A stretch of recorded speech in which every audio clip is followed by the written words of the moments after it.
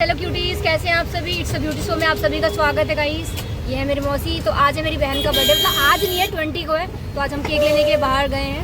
तो देखते हैं कि हमें कौन सा केक अच्छा लगता है, क्योंकि मेरी बहन को पसंद थोड़ा यूनिक है गाइस। तो आप कुछ बोलना चाहेंगी क्या? मेरे बेटी को पसंद मेरी मौसी थोड़ी इंट्रोवर्ट है, बिल्कुल नहीं बोलती हैं वो। मेरे जैसे थोड़ा बोलती है, वो मेरे जैसे थोड़ा बहुत बोल भी रही हैं। अब मैं थोड़ा एक्सट्रोवर्ट हूँ। ठीक है, तो हम मिलते हैं नेक्स्ट गाइस।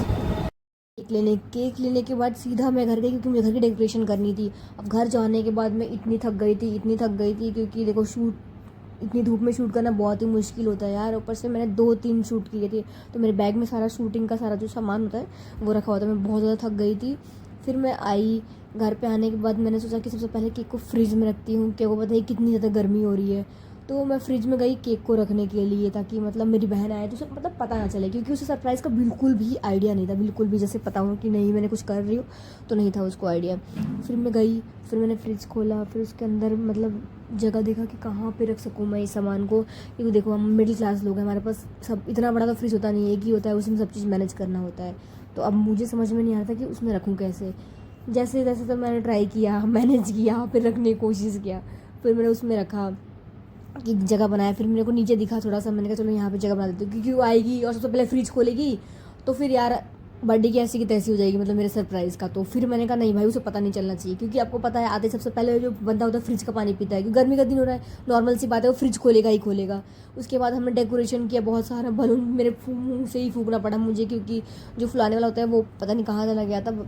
उसके बाद हम बलून के मतलब डेकोरेट कर रहे थे, बहुत सारे बलून हमने डेकोरेट किए, फुलाए, क्योंकि मेरी मासी की लड़की भी थी, वो भी साथ मेरे साथ कर रही थी। मतलब बहुत उसने हेल्प किया, मेरा बहुत ज़्यादा हेल्प किया। उसकी वजह से मतलब मुझे इतनी डेकोरेशन आती नहीं है, उसको ज़्यादा अच्छा आता है, तो उसने मेरी हेल्प की। फिर हम दोनों ने हेल्प की, मतलब उसकी हेल्प की मदद से मैंने डेकोरेशन किया। बहुत सारी चीज़ें करी हमने अच्छे से। फिर सजा दी। उसके बाद मैं बहन को लेके आई, बहन को लाने के बाद मैंने उसे दिखाया कि देख। फिर उसको मतलब बिलीव नहीं होता कि हाँ मतलब इतना बढ़िया हो सकता है। फिर मतलब उसको अलग ही फील हुआ कि हाँ, फिर हाथ जोड़ने लग दिखाएंगे थैंक यू। मतलब नहीं था उसको आइडिया कि ऐसा होने वाला है। ऊपर से मैंने मना कर दिया था कि घर में भी मत आइयो, तो एक होता है ना कि बिल्कुल भी उसको आइडिया नहीं था। फिर घर में आई, फिर बैठी, फिर उसके बाद हम बच्चे जो भी रिलेशन सबको मतलब enjoy किया हमने। फिर हम बैठे हुए थोड़े चिट चैट मस्ती से हमने करे। उसके बाद मैंने सारी फोटो क्लिक की। मुझे खुद को बिलीव नहीं हो रहा था कि मतलब इतना अच्छा डेकोरेशन हो गया। मतलब एक होता है ना कि मुझे नहीं हो रहा था बिलीव यार कि इतना अच्छा डेकोरेशन हो सकता है। फिर मैंने अपनी बहन के साथ बहुत सारी प्यारी प्यारी सी फोटो क्लिक कराई, बहुत स्वीट स्वीट सी। मुझे इतनी प्यारी फोटो आई ना, मतलब बहुत ज़्यादा, मुझे बहुत ही अच्छा लगा प्यारी फोटोज़ को देख के यार, बहुत बहुत ज़्यादा। फिर मेरी बहन ने बहुत इन्जॉय किया। फिर जो आजकल ट्रेंडिंग चल रहा है, मतलब ट्रेडिशन वो चल रहा है, क्या बोलते हैं उसको, ट्रेंडिंग, मतलब गाइस मुझे अभी समझ में नहीं आ रहा, तो उसने वो चीज़ करा। फिर केक कटिंग किया,